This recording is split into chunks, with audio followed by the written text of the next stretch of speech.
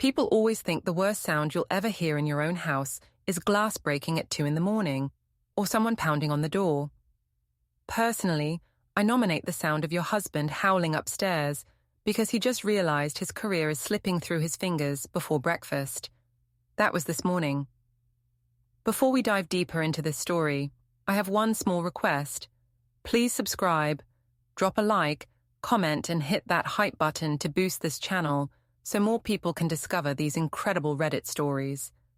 I was in the kitchen making coffee like it was any other weekday, wearing Ethan's old college hoodie because I'd already claimed it in my head, and watching the neighbor across the street power wash his driveway like a man who thinks property value comes from water pressure. The sun wasn't even fully up yet. The street still looked perfect, the way our HOA brochure likes to show it. Hydrangeas fluffed up in those big planned mounds, porch lights timed to fade at 6:45 a.m., trash cans pulled back behind fences so we can all pretend we don't create trash. Then came the scream. From upstairs, Ethan's office. Not a little startled sound. Not, "Oh no, where's my wallet?" No. This was full, uncontrolled, animal panic ripping through drywall and straight down the stairwell. I felt it in the cabinet door under my hand. The mug I was holding tapped against the counter. The neighbor with the pressure washer actually paused and looked over at our place, which, honestly, was satisfying. I didn't rush up there. I stirred cream into my coffee. I looked at my own note again, the one I had left on Ethan's nightstand 20 minutes earlier, before he woke up and stumbled toward his email like usual. I had a copy on my phone, because I like records. I'm an event planner for a living. Records are my love language. Your harmless flirting just cost you your job and your marriage. Jay upstairs, another yell. A thud like a chair going back too fast. Then, Julia, Julia. I took one calm sip. When the second yell turned into this raw, panicked string of half words, I thought, there it is. There's the real Ethan Ward, 37, financial consultant, neighbor grill champion, charisma on legs. There's the guy none of them ever got to see. That, by the way, includes Linda. Linda is his sister, and also the self-appointed queen of moral superiority on Brookfield Court. She's the woman who brings gluten-free brownies to block parties, and then loudly mentions, "I made them from scratch, it's not that hard," while looking straight at me. If you ask Linda why she never had kids, she'll tell you she's too focused on growth. And she says it in a tone that makes motherhood sound like falling asleep at the wheel of your own life. She has that way about her. She also thinks I should be grateful for Ethan. We'll get to Linda. Believe me, we will. But first, we're going back 2 weeks, because that's how long this took. People always act like marriages implode in one night. That's cute. Marriages don't shatter in one night. They erode in inches while you're unloading groceries and folding towels. 2 weeks ago, if you had driven down our street, you would have thought we were fine. Better than fine. Ethan had just reseeded the front lawn for the 3rd time because the HOA standards are slipping, Jules, and somebody has to model excellence. He said, model excellence, like he was running for office, which, knowing him, he probably will once he thinks the dust has settled. The pansies and the flower boxes were rotated out on schedule. Our porch swing had fresh cushions from some catalogue Ethan pretends he doesn't read, even though we get it addressed to him.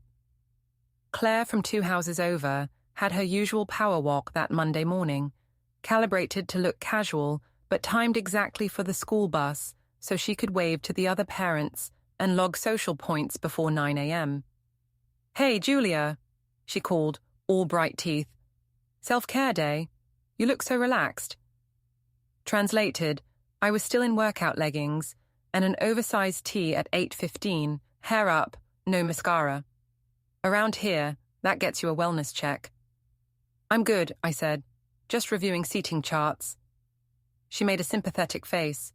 "Ugh, seating politics. I don't know how you do that.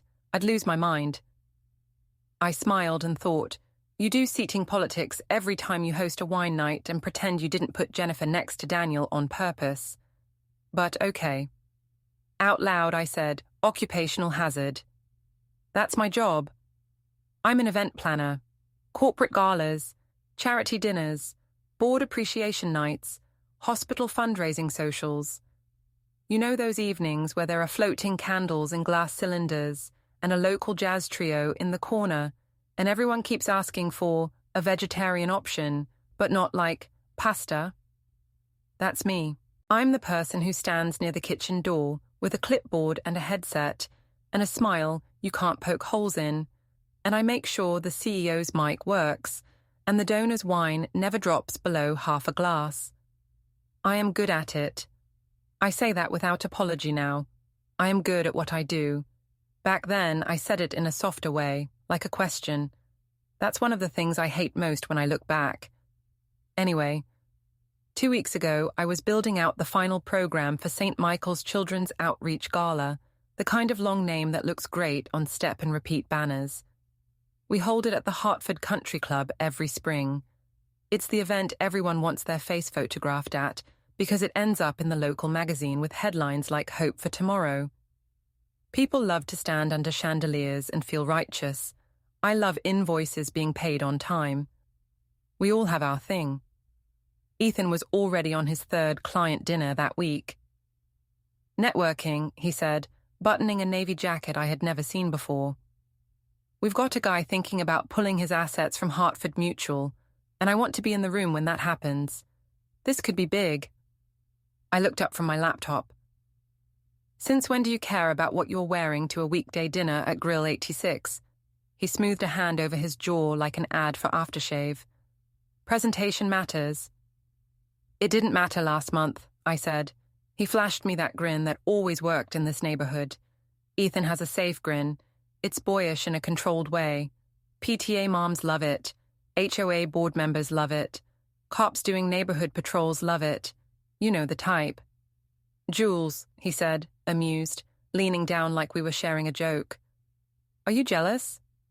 I didn't answer right away, which was mistake one. My pause gave him confidence. He kissed the top of my head. Don't worry, you're the only one who sees the real me. That line would have been sweet if I hadn't just watched him put on cologne to go talk client strategy. Ethan wears cologne for 2 occasions, sales meetings and attention. I said. He left. And then, because I am not an amateur, I checked our online banking. Logistics note, we have a joint checking account for groceries, utilities, house stuff, all the charming trappings of 2 adults merging lives. Ethan also has his personal brokerage accounts. I have my business account. I don't touch those. I'm not reckless, and I'm not interested in jail orange. But the joint card, that's ours. So when I saw a line item for Vinterra Wine Bar at 10:42 p.m. 2 nights earlier, followed by a rideshare charge across town at 12:13 a.m., I took a screenshot. I labeled it Florist Prices and put it in a folder. Ethan never opens anything labeled Florist Prices. He thinks floral design is girl math. Still, screenshots don't prove anything except location and spending. I'm a planner. I like confirmation. I like witnesses. I didn't have to wait long. 2 days later, I was in the kitchen trying to schedule a last-minute lighting test. One of my uplight towers had shorted at rehearsal, and I was chasing the rental guy to get me a replacement before Saturday. I didn't have my phone within reach. Ethan had been at the patio table earlier, placing an order for a new outdoor heater. He likes alfresco bourbon nights, which is married man talk for sitting outside while scrolling stocks and pretending it's rustic. His phone was still there, face down. I picked it up. I know. You're going to say, Julia, that's snooping. That's an invasion. That's crossing a line. Here's what I'll say back. If you don't want your spouse to see it, don't do it while you're married. Also, I wasn't looking for romance trash. I was literally trying to confirm if the delivery guy needed someone home to sign for a box the size of a grill. That's when the banner lit up. Emily Hart. Hope your wife never notices how you blush when I brush your hand. See you tonight. I froze, thumb hovering an inch above the screen. Not great meeting today. Not bring those spreadsheets. Not can you send me the quarterly data. You'll notice I am not saying the actual words she used to describe what she was doing with his hand, because I'm following my own rating system here, but we both get the picture. And see you tonight. Not see you tomorrow in the office. See you tonight. My first feeling wasn't heartbreak. Isn't that interesting? It was clarity, like someone wiped a foggy mirror clean, and there it all was, lined up, color-coded. The cologne, the new jacket, the late dinners, the sudden gym membership he swore was for stress, the way he'd started dismissing me with a laugh whenever I asked about his schedule. Oh, Jules, don't overthink. She's just being friendly. Friendly. Ethan walked in right then, perfect timing like a sitcom cue. Hey, did they call about the heater thing? I lifted his phone, screen still glowing with Emily Hart's message. His face did this little flicker. Not guilt, not right away. Irritation. The kind of irritation you feel when your assistant mixes up coffee orders. That hurt more than anything. Wow, he said, aiming for casual. Okay, so you're really going to snoop now? I was confirming delivery windows, I said. My voice sounded even, considering. This popped up. He reached for the phone, quick. That speed told me more than the message did. Emily's just like that, he said, and he actually laughed. You know how some people are flirty and it means literally nothing? She's like that. She's just being friendly. Don't overthink. Don't overthink. He said it like I was a child pressing my face against a window and making up stories about clouds. I said, handing him the phone. Totally harmless. His shoulders loosened. He thought that was it. He kissed my cheek. You're cute when you pretend to be mad. Here's the thing he didn't know. I wasn't pretending. I just wasn't performing. That night, while he was in the shower and humming to himself, like life was a cologne commercial, I sat cross-legged on our bed with his phone and forwarded every single message between him and Emily to myself. I didn't guess his passcode. I didn't have to. I already knew it. I've known his passcode longer than I've known the HOA entry gate code. We're married. You pick up these things. He wasn't hiding from me because he assumed I'd never look. I forwarded all of it. Weeks of messages, little office jokes. Can't wait to see you tonight. You looked good today in that grey shirt, by the way. I miss your blush when we're alone. And then my favourite, because I am petty and I admit it. Hope your wife never notices how you blush when I brush your hand. The same tone every time. You're mine in secret, and isn't she silly? I sat there and read everything. My hands didn't shake. My stomach didn't twist. I wasn't crying. I know you probably wanted me sobbing into the comforter, mascara everywhere. I've seen those scenes too. That wasn't me. I was studying. I was studying how Emily spoke to him, how he spoke back. I was studying the timestamps, the length of gaps. When he said he was running late with a client, he was with her. When he said, we're going over numbers, they were at Vinterra Wine Bar. And I know that because I cross-referenced the charges on our joint card. When he told me, I'll be home by 11, don't wait up, he sent her a message at 10:48 that said, don't worry, she's cool, she gets it. She's cool. He had turned me into a character in their little fantasy. The chill wife who gets it, who packs school lunches and picks up dry cleaning and nods nicely at country club mixers while her husband glows at another woman. I wasn't a person to them. I was set dressing, so I did what I do best. I made a plan.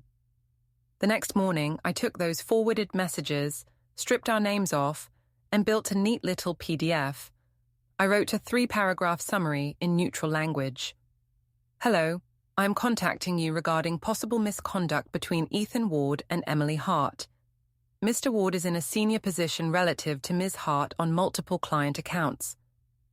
The attached screenshots suggest a personal relationship that may be impacting workplace boundaries and may expose the firm to risk.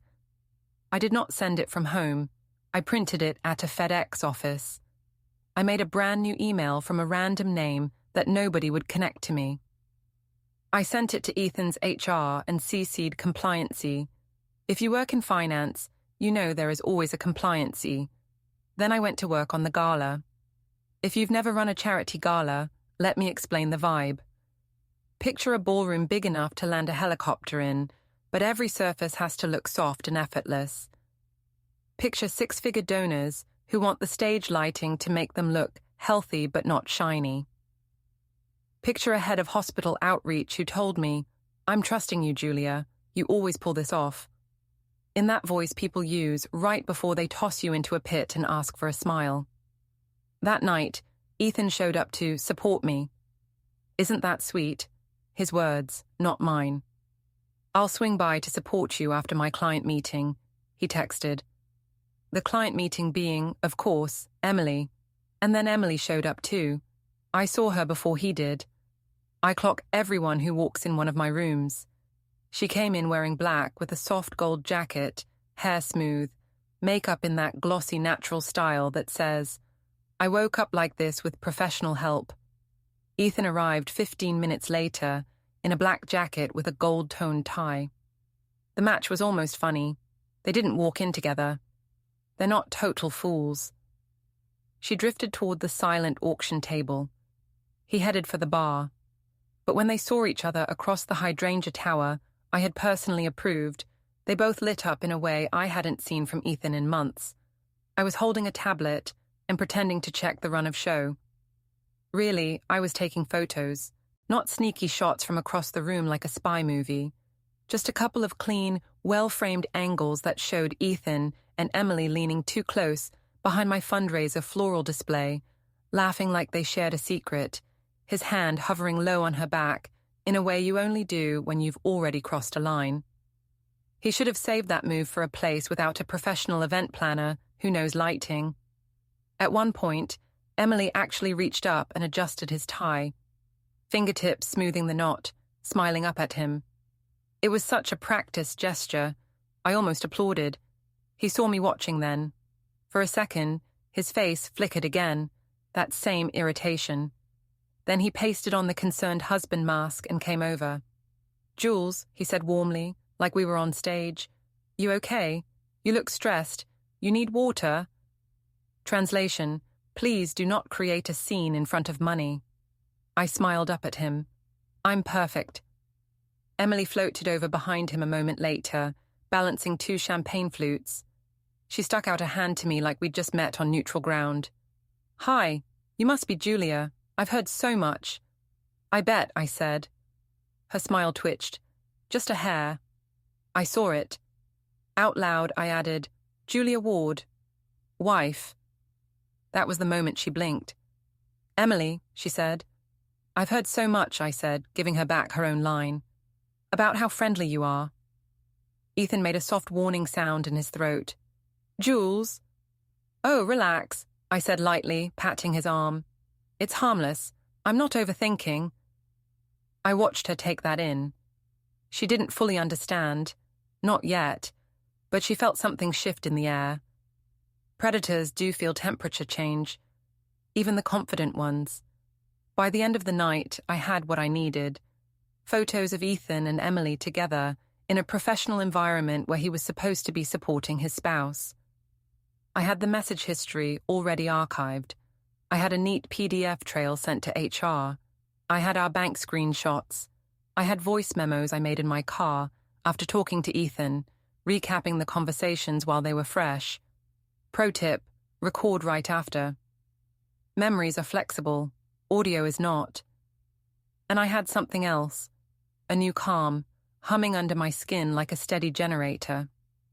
Because here is what Ethan never understood about me, not once in 7 years of marriage. I am not loud, but I do not forget.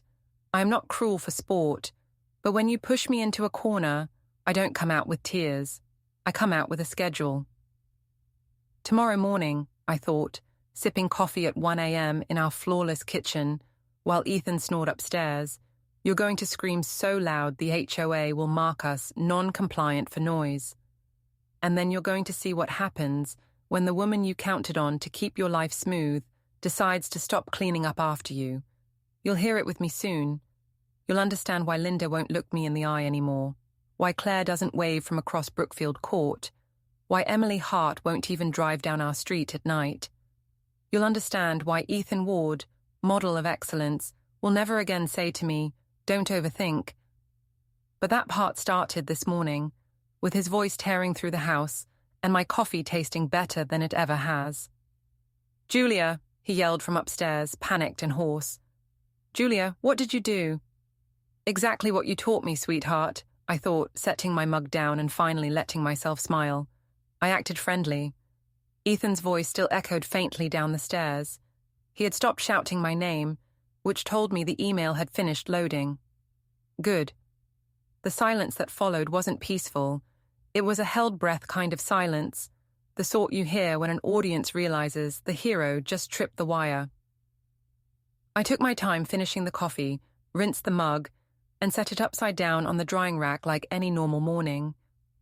The thing about revenge is, it loses its glamour if you gloat. You have to move through it like it's part of the routine. That's what makes people nervous. They can't tell where the edge is. Upstairs, drawers opened and closed. I imagined Ethan searching for something. A file, maybe. A phone number that might make this all go away. Good luck finding a hotline for "My wife dismantled my image before breakfast." He appeared at the top of the stairs finally, tie half-knotted, face pale and tight. He looked at me like he was trying to solve a riddle written on my forehead. "Julia, I need you to tell me the truth," he said, voice shaking. "Did you send something to HR?" I looked up from my tablet, scrolling through the banquet thank you notes. "Morning, Ethan. Coffee's still hot if you want some." His hand clenched on the railing. "Julia, please. They suspended me, effective immediately. I can't, this isn't a joke." "Suspended," I repeated, tasting the word like it was a wine I'd been waiting to uncork. "Wow, that was fast. Usually they do a whole investigation." "Julia," he took 2 steps down. "Do you have any idea what you've done? This is my career." "Oh, I have a pretty good idea," I said.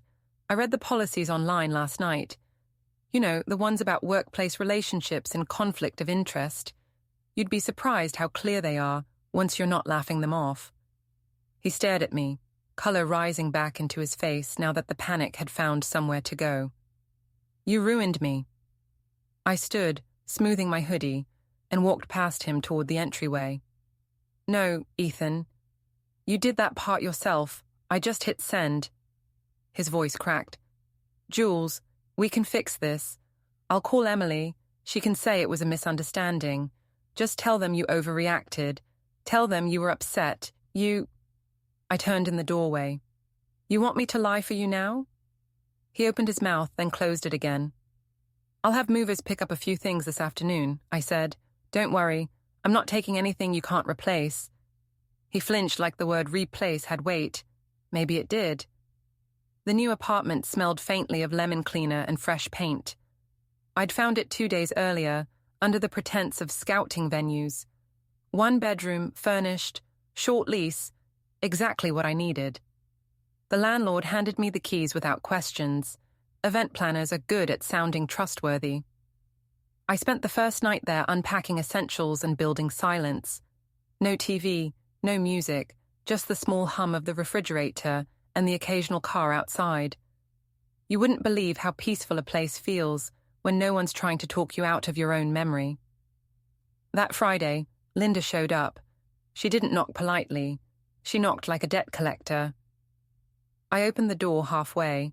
She was in her usual beige power coat, clutching her purse like a shield. "Julia," she said sharply, "what on earth did you do?" "Morning, Linda. Want tea?" She pushed past me. "Don't play hostess. You destroyed Ethan's reputation over a few texts. Do you know what people are saying? The firm had to issue a statement." I leaned against the counter. "About workplace conduct. About you." That part made me smile. "Ah, so they're calling me the problem now. Predictable." She spun on her heel. "He provided everything for you. That house, that life, all of it. And you humiliate him like this, because of some harmless office gossip? Harmless, I repeated softly. That's a popular word in your family. She hesitated, eyes narrowing. You think this makes you strong, don't you?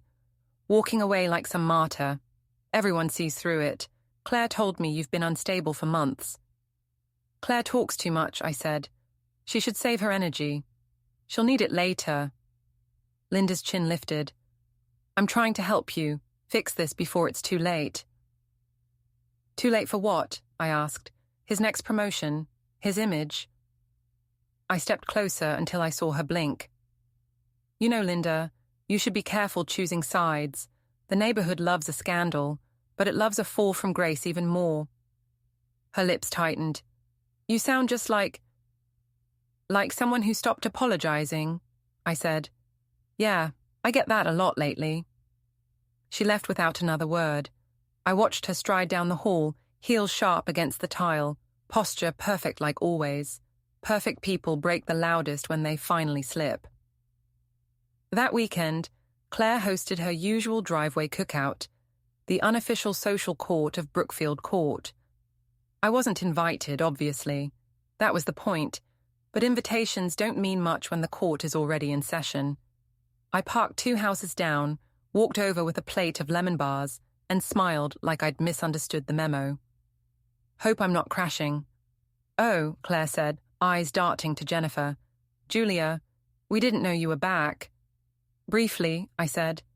Thought I'd bring dessert. Ethan always loved these. A small murmur rippled through the circle. Ethan was standing by the grill, sleeves rolled up, the perfect image of a man reclaiming normal. He looked up, forced a smile that didn't reach his eyes. Hey, he said cautiously. Hey, I said back. Didn't expect to see Emily. Oh, wait, she's not here, is she? Maybe next time. The air changed. Someone coughed. Tom pretended to check his phone. Ethan set down the tongs. Julia, maybe this isn't... Oh, relax. I'm not overthinking. The words landed. His expression flickered, the memory connecting. I reached into my bag and pulled out my phone. Since everyone's been wondering what happened, let's clear it up. Transparency's healthy for a community. I tapped the screen. The photo from the gala appeared. Ethan and Emily behind the floral tower, heads too close, her fingers on his tie. The neighbors leaned in. You could feel the current of gossip forming like weather. Julia. I just thought, I said sweetly, if people are going to speculate, they might as well have context. He stepped forward, voice low. That's enough. Agreed. I turned to the group. He's currently suspended for professional misconduct. Emily's taking some personal time, I hear. It's all very humane. Jennifer's eyebrows rose. Claire tried for a polite smile and failed. I'll just leave these, I said, setting the lemon bars on the table. Enjoy. Then I walked away, calm, deliberate, like a woman returning from a performance she knew she'd nailed. Behind me, voices swelled. Soft, shocked, eager. Gossip has its own rhythm, and I'd just given it a new song. That night, I finished packing the last of my clothes. I didn't take everything, only what felt earned. The rest could stay with Ethan and the ghosts of our perfect house. Before leaving, I printed 2 sets of papers, one with every credit card charge linked to his client dinners, and one with our household expense sheet marked in yellow where his spending bled into personal entertainment. Both sets went into a folder labeled for the attorney. I left the folder on the kitchen island where the morning light would hit it first. On top, I placed my wedding band, not for symbolism, just efficiency. As I locked the door, I glanced at the garage camera I'd installed the night before. Small, motion-triggered, tucked near the shelving where Ethan stored his tools. Perfectly legal in our jointly owned property. He'd notice it only if he looked up, which he never did. I wanted to see what happened when the house stopped being mine, in name but still carried my eyes. When I drove away, the neighborhood looked the same as always. Clean lawns, trimmed hedges, every house pretending peace. But under all that, something had shifted. People were peeking through blinds. Claire's husband stood on their porch, talking fast into his phone. The first ripples had started. Back at my apartment, I opened my laptop and logged into the HR portal with Ethan's company open on a public page. There it was. Statement regarding employee conduct. Formal, bland, unmistakable. Words like investigation, policy review, commitment to professional standards. I read it twice, then closed the tab. Satisfaction wasn't the right word. It was steadiness. The first stage was complete. In the quiet, I caught my reflection in the window. Tired, yes, but clear-eyed. I looked older in a good way, like someone who had finally stopped rehearsing kindness for people who mistook it for weakness. Tomorrow, I'd start planning the next event. Not a gala this time. Something smaller, more personal, something with perfect lighting. We were about 20,000 characters into this story, give or take. If you think I'm satisfied already, sit down. The best scenes haven't even started. The first week alone was almost pleasant. The apartment stayed clean, the air light. No half-drunk glasses on counters, no shirts draped across chairs, no background hum of another person's schedule dictating mine. Freedom makes noise at first, then quiet. I still had work, and work gave rhythm to my days. The event world never stops. There's always a new donor dinner or board retreat waiting for centerpieces and menus. Clients called, oblivious to the private implosion of my life, and I preferred it that way. Professional normalcy can be armor. What I didn't expect was how fast the neighborhood gossip machine spun. By Thursday, 3 people texted, just checking in, with that particular tone. Polite concern soaked in curiosity. Linda had clearly been busy. She cornered me again 2 days later, this time outside the grocery store. I was loading produce into my cart when she appeared beside the apples like an avenging angel in a beige coat. "Julia," she said, eyes sharp, "we need to talk." I sighed. "We really don't. You can't hide in that apartment forever." "I'm not hiding, I'm shopping." She lowered her voice. "You humiliated my brother in front of his entire social circle. He's barely sleeping. Do you feel better now?" I looked her straight in the eye. "Not yet." She blinked, thrown off by the honesty. "You're not the woman I thought you were." "I know," I said. "Isn't that the problem?" For a second she didn't have a script. Linda without a script is a rare sight. She recovered quickly. "You're making things worse for yourself. People talk. You'll regret this when they turn on you." "They always do eventually," I said, pushing my cart forward. "At least now they'll have material." That afternoon I got the email from Ethan. Subject: "Please, no greeting, no sign-off. Just, Julia, I can't do this. The firm won't reinstate me. I'm trying to fix it, but they're saying it's a compliance issue. I need you to tell them it wasn't real, that you misunderstood. You don't have to talk to me. Just send them a note. Please." I read it twice and deleted it. No reply. Let silence do the talking. 2 nights later, Brookfield Court hosted its annual Spring Block Social, the HOA's attempt to look friendly while checking who still watered their lawns. I hadn't planned to go. Then I realized how perfect it would be. Every rumor needs confirmation from the source, and I was more than happy to oblige. I parked at the end of the cul-de-sac and walked in carrying a bowl of pasta salad. Suburban camouflage. Fairy lights strung between driveways, folding tables lined with paper plates, that sweet and fake laughter people do when they know everyone's watching. Ethan stood near the grill, sleeves rolled up, trying too hard to look composed. The moment he saw me, his face drained of confidence. Conversation around us softened, even laughter dimmed. The court was ready for a show. "Julia," he said cautiously, "didn't think you'd come." "Oh, I live here," I said brightly. "For now." Claire materialized beside him, the human version of Switzerland. So great to see you, Julia. How are things? Balanced, I said. Yours? Her eyes darted between us. We're all just hoping you two work things out. Everyone makes mistakes, right? Sure, I said, though some of us get more creative about it. Ethan cleared his throat. Julia, can we talk privately?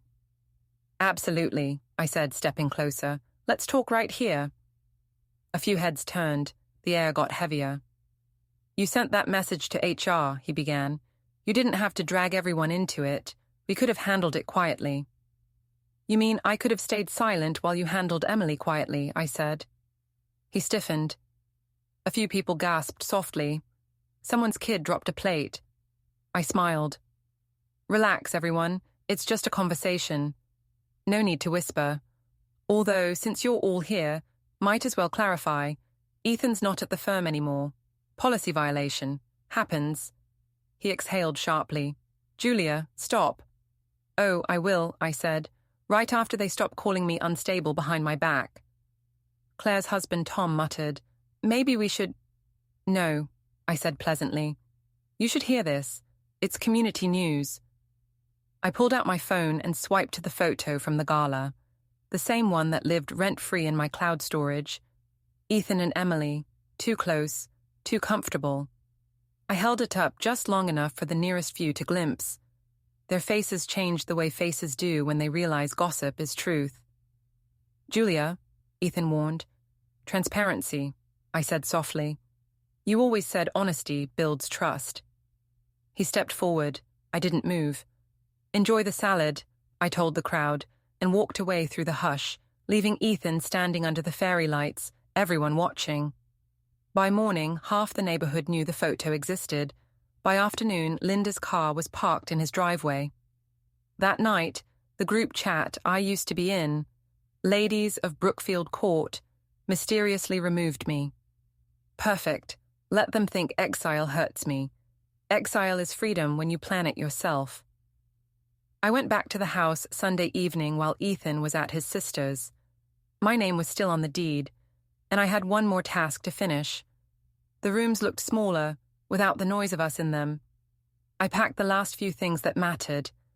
My grandmother's vase, the framed photo from our first anniversary that I once thought meant something, and placed them gently in the back of my car. Then I set the little black camera in the garage, above the shelving unit where Ethan kept his tools. Motion activated, cloud synced, battery good for weeks. He wouldn't notice. He never noticed details that didn't reflect him. Before leaving, I wrote another note, short and simple, and stuck it to the fridge. House payments are due Friday. Don't be late again. Some of us still have credit scores to protect. As I locked the door, I looked back once, not with nostalgia but calculation. A stage doesn't feel empty when you know you'll use it again. Monday morning, 7 a.m. My phone buzzed. Motion alert. The camera feed opened on my screen. Ethan was in the garage, pacing, talking to someone out of frame. Then Emily appeared, hair tied up, wearing a sweatshirt I recognized as one of his. She laughed, leaned against the hood of his car and said, You really think she's done? She moved out, he said. She'll calm down. Emily snorted. You said that last week. She's harmless, he insisted. Always has been. I smiled at the word harmless. Some men never learn. When she reached up and kissed his cheek, I ended the feed and set the phone aside. You don't have to watch every second of your own trap. You just need enough to know it's working. That night, I parked at the end of Brookfield Court again. The street looked soft under the lamplight, all quiet surfaces and hidden noise. I waited until I saw Emily's car pull into his driveway. Then I drove forward, slow, headlights washing across the front of the house like stage lights before a performance. She looked up, startled. Ethan froze beside her. I stepped out of my car. The air smelled like wet asphalt and tension. Evening, I said, voice steady. Julia, Ethan said quickly, hands half raised. This isn't what it looks like. It never is, I said. Emily, how nice to see you again. You still visiting clients after hours? Her chin lifted. I don't owe you an explanation. Maybe not, I said, walking closer, but you do owe me space. She started to reply. I didn't wait. I leaned down, dragged my house key slowly across the side of her shiny white car, one long, deliberate scrape that cut the silence in half. The sound was ugly and perfect. Julia, Ethan shouted. I straightened, pocketed the key, and looked at Emily. Next time you call me soft, remember this sound. Her mouth opened, but no words came. I leaned in slightly. Stay gone from my street. Don't test me again. For a moment, no one moved. The neighborhood lights glowed quietly around us, curtain lights twinkling behind blinds as invisible spectators watched. Then I turned, got back into my car, and drove off, leaving the echo of that scrape hanging in the night. By morning, everyone knew. Someone had recorded from an upstairs window. Of course they had. Suburbia runs on surveillance and moral superiority. The clip made its way through group chats faster than any HOA announcement ever had. The comments were delicious. Did you see Julia's face, calm as a surgeon? Ethan just stood there. Emily won't show her face at yoga again. Linda texted me at noon. Are you proud of yourself? This is harassment. I replied, no, this is cause and effect. She didn't answer. That evening, Ethan showed up at my apartment building, knocking until I opened the door. He looked exhausted, tie crooked, eyes red from lack of sleep. Julia, you have to stop, he said. You're destroying everything. I warned you, I said. You took what was mine. I'm just balancing the books. I made a mistake, he pleaded. I said something stupid. You're punishing me like a stranger. I stepped closer. You keep calling it a mistake, like you tripped over her. You had choices, every text, every dinner, every time you looked me in the eye and lied. That's a choice. I'm just responding in kind. He swallowed. I don't even know who you are anymore. I smiled faintly. Finally. He hesitated at the door, then left, shoulders hunched. When the hallway went quiet again, I felt something shift inside me. Not triumph, not regret. Focus. There was still one more truth he hadn't faced. I just hadn't found it yet. At 40,000 characters into this story, I suppose I should warn you again. I'm not the nice one. I was never built for gentle endings. I didn't sleep that night, not because of guilt, because of strategy. I'd crossed a line, and lines are funny things. Once you step over one, you start seeing how many more there are. I lay on the couch, the city glow seeping through the blinds, replaying Ethan's words in my head. You're punishing me like a stranger. He was right about one thing. He didn't know me. The Julia he married would have apologized for making a scene, baked apology muffins, tried to reason. That Julia was gone. The new one made lists. By morning, I had one written, in neat bullet points, on a yellow legal pad. 1. Confirm what Ethan's been doing with vendors. 2. Secure proof. 3. Choose public venue for confrontation. 4. Bring witnesses. I didn't know what I'd find, but something told me Ethan's cheating hadn't just been romantic. Men like him rarely betray in one dimension. At 10 a.m., my phone buzzed. Unknown number. Julia Ward? A man's voice asked. This is Greg Turner from Turner Lighting. I straightened in my chair. Greg was one of my vendors, a decent guy who'd provided lighting setups for half my events. Hey, Greg, everything okay? He hesitated. Quick question, did you change your billing process? Ethan emailed last month saying to route your referral fees to his personal account. Said it was easier for taxes. I let the silence stretch. My referral fees? I repeated. Yeah, Greg said, uneasy now. It's not a big deal. I just wanted to double-check before I process this next one. The deposit's already sent, so... Send me that email, I said. He paused. Is something wrong? Just a misunderstanding, I said, forcing a smile into my tone. I'll handle it. When the email arrived, my throat went tight. Ethan had used my name in the signature, Julia Ward Events. and written from an address that looked almost identical to mine. Only a single extra letter hidden in it. He'd rerouted 3 vendor payments over the past 2 months. Not enough to make headlines, but enough to insult me. So that was it. He hadn't just betrayed me emotionally. He'd stolen from the professional life I built while pretending to support me. The company dinners, the networking, the schmoozing, they weren't just about Emily. They were about him playing businessman behind my name. I stared at the screen, a slow, deliberate calm taking over. The affair was humiliation. This was theft. Step 1, confirmed. I spent the afternoon assembling a presentation, not a dramatic slideshow, just printed emails, receipts, and vendor statements, neatly bound. Years of managing donors and investors had taught me that paperwork beats outrage every time. People don't listen to emotions, they listen to formatting. That evening, I called Melissa from Riverside Catering. "Hey," I said casually, "quick check. Did Ethan ever contact you about payment terms?" She paused. "Oh, he did, actually. Said he was helping streamline your business side.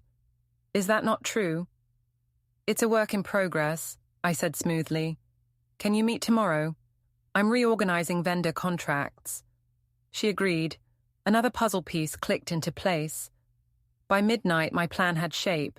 1 room, several witnesses, Ethan walking into his own undoing, believing he could still charm his way out.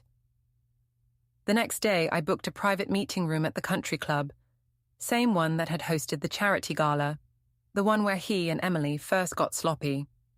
I sent invitations to 5 people: Greg, Melissa, the club's event coordinator, 1 long-term client, and Ethan himself. Ethan's invite read, "Urgent client issue, potential reputational risk. Meeting tomorrow, 6 Mile PM, Ballroom B. Please attend." He'd never ignore the words, reputational risk. His ego wouldn't let him. When the time came, the ballroom was set exactly how I wanted it: soft lighting, clean white tablecloths, a long table facing the projection screen. The kind of sterile professionalism that makes people nervous because it promises truth in bullet points. The first few guests arrived, polite but curious. Ethan came in last, face tight but confident. He still thought he could control the narrative. "Julia," he said cautiously, "what's going on?" "Have a seat," I said. "This won't take long." He glanced around, recognizing the faces. "Why are my vendors here?" "They're my vendors," I corrected. "And they're here because you used my business name to redirect payments. We're going to clear that up." A flicker of panic flashed behind his calm mask. "What are you talking about?" I clicked the projector remote. The first email appeared on the screen. His fake address, his words. The room went still. Melissa frowned. "Ethan, this came from you." This is a misunderstanding," he stammered. "Julia, you're twisting things." "Really?" I turned to Greg. "Read the account number he gave you." Greg read it out loud. I handed over a printout of Ethan's personal bank info, courtesy of a joint statement I still had access to. The numbers matched. Ethan's jaw tightened. "You had no right." "I had every right," I said evenly. "You used my brand, my contacts, my reputation. You told people I was your pretty front while you handled the real business. You didn't just cheat on me, Ethan. You stole from me." The words hit harder than any scream could have. Even the air felt heavier. "Julia," he began softly, "we can talk about this privately." "No," I said. "We'll talk here. Publicly. With witnesses." He looked around, realizing the circle was closing. The vendors' faces shifted, from confusion to comprehension to quiet disgust. His reputation was dissolving right there on polished marble floors. I slid a folder across the table toward him. "That's a draft acknowledgement letter.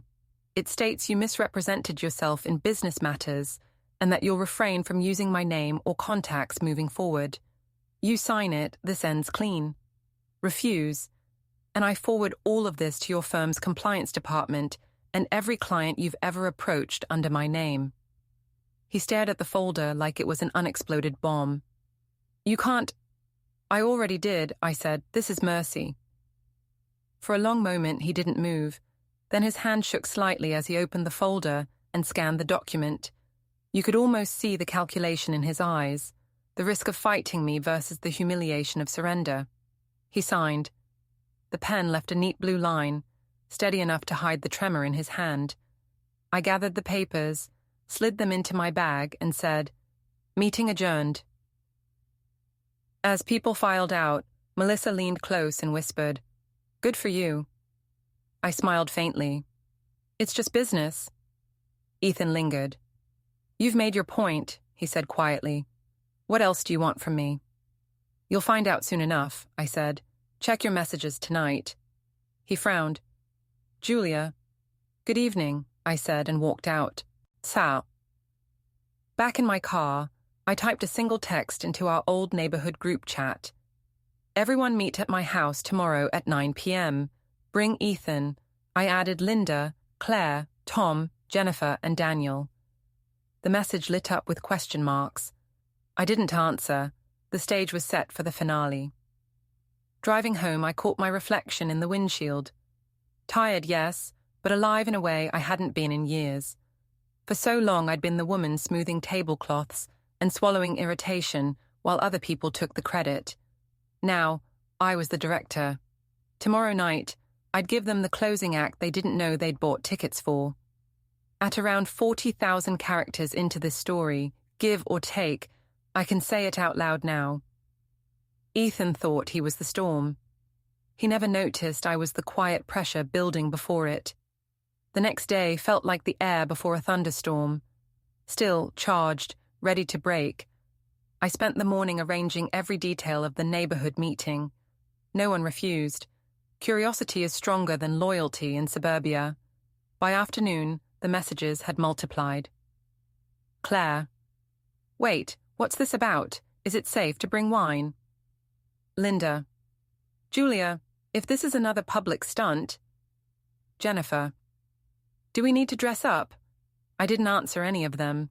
Let them come dressed for whatever they thought they were walking into. Anticipation was the first act of control.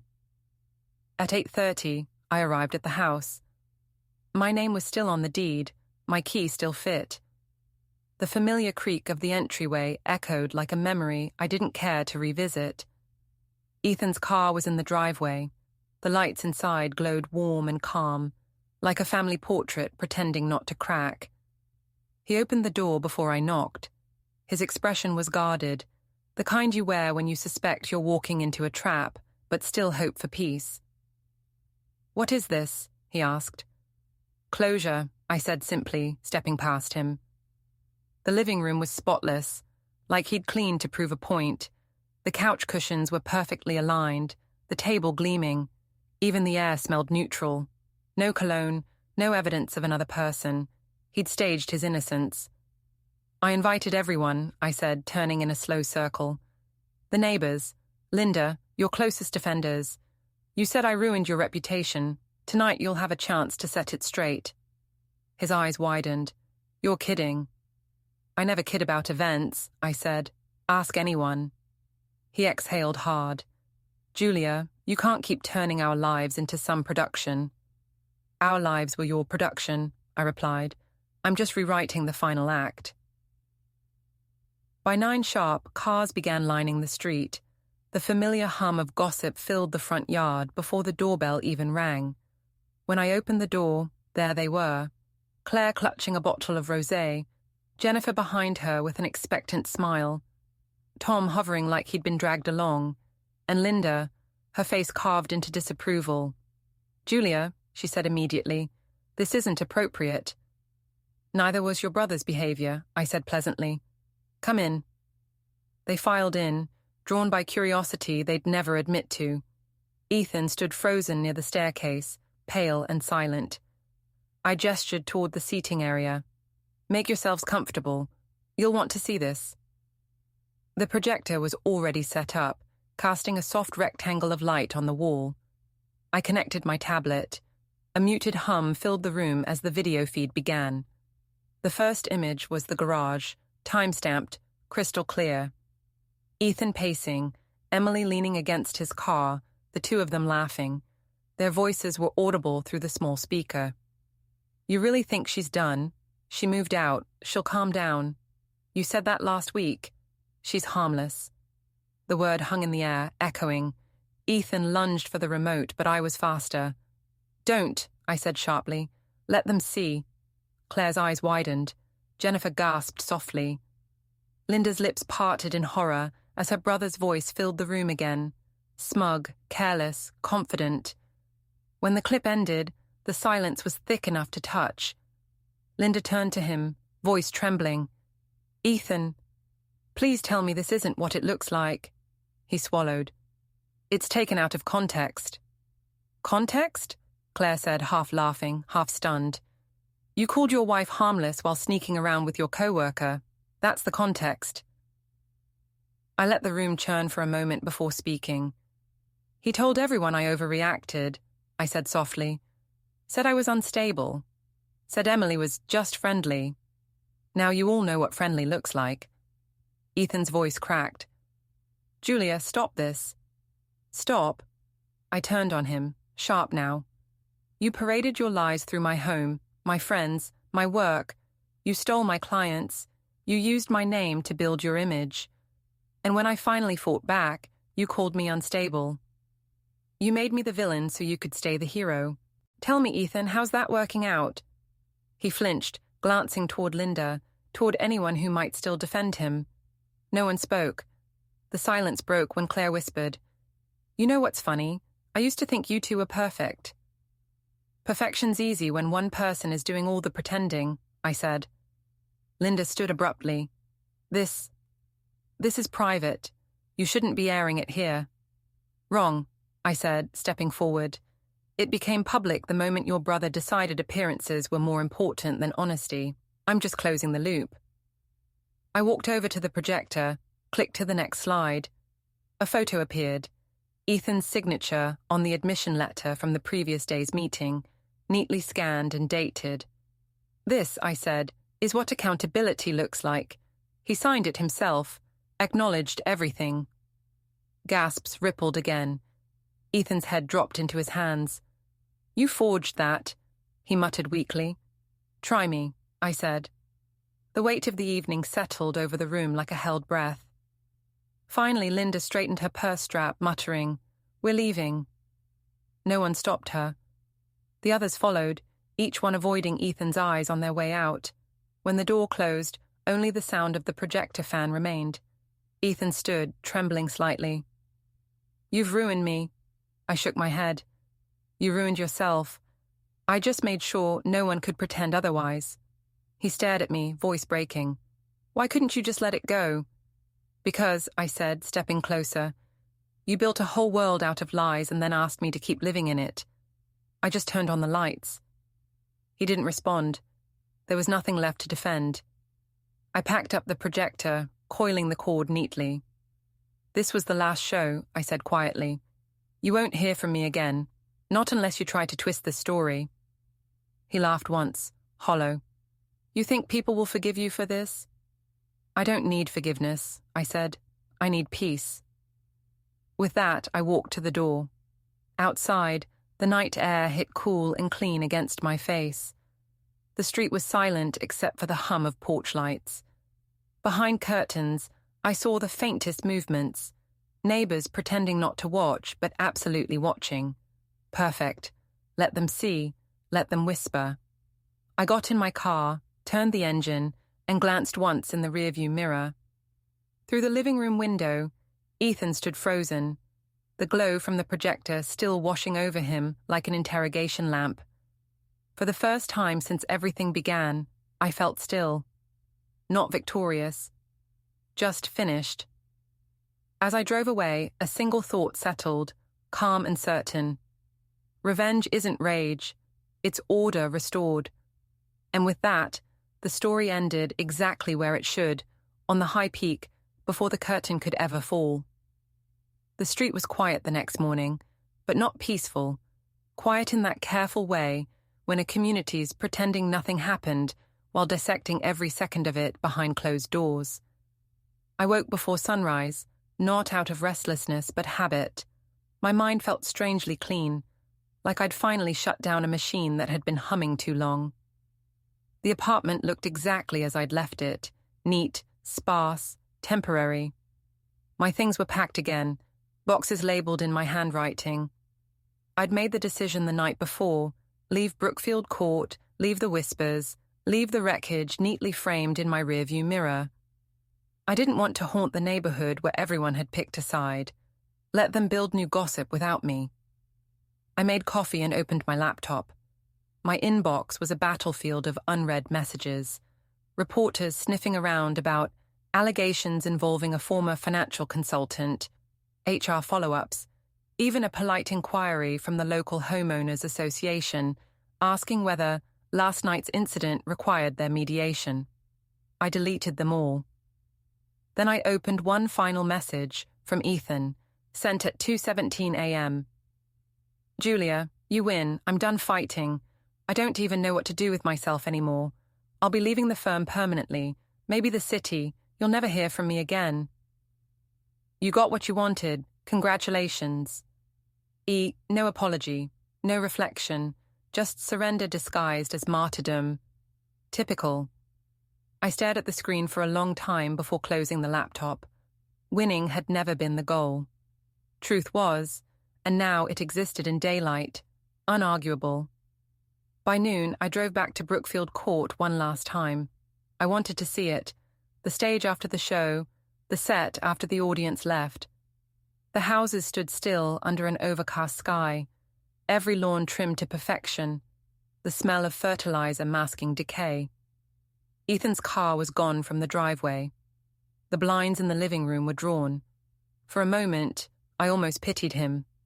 Almost. But pity requires innocence, and Ethan had long since traded that for charm. I parked across from the house and watched for a few minutes.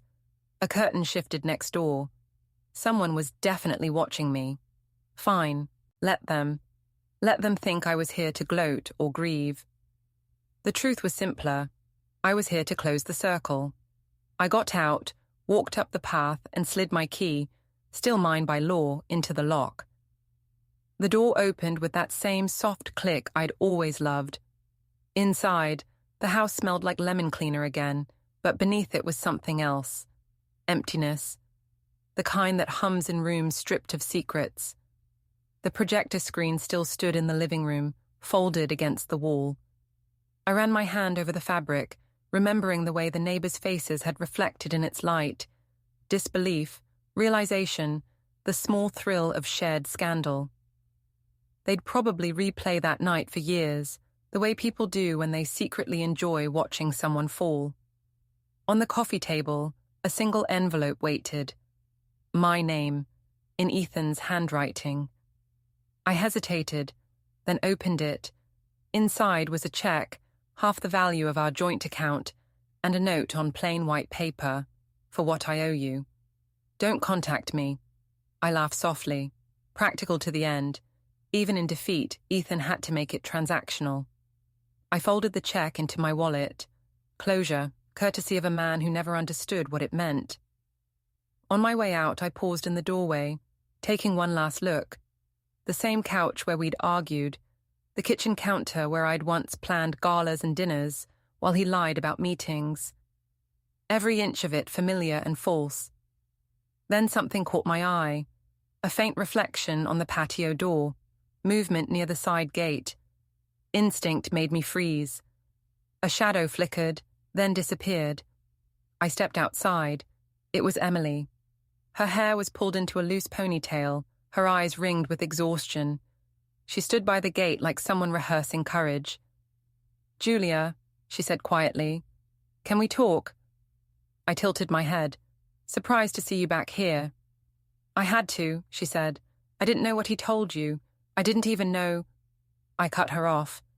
"You knew exactly what you were doing. Don't rewrite it now." Her lips trembled. "He told me you were distant, that the marriage was over. I believed him." "That's convenient," I said. I'm sorry, she whispered. I lost my job. Everyone's blaming me. I just wanted you to know I didn't mean for any of this. The apology didn't move me.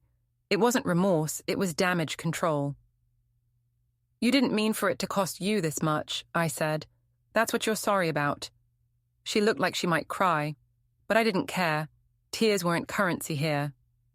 Please, she said, just tell people I wasn't the only one at fault. Oh, I already did, I said.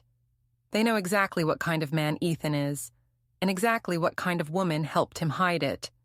Her eyes hardened. You think you won, don't you? I smiled faintly. No, I think I ended the game. She stepped closer, anger breaking through the exhaustion. You humiliated everyone. You think people will ever trust you again after this? I'm not looking for trust, I said. I'm looking for peace. She shook her head. You're worse than he said. Probably, I said, but at least I'm honest about it. For a second, she seemed like she might slap me.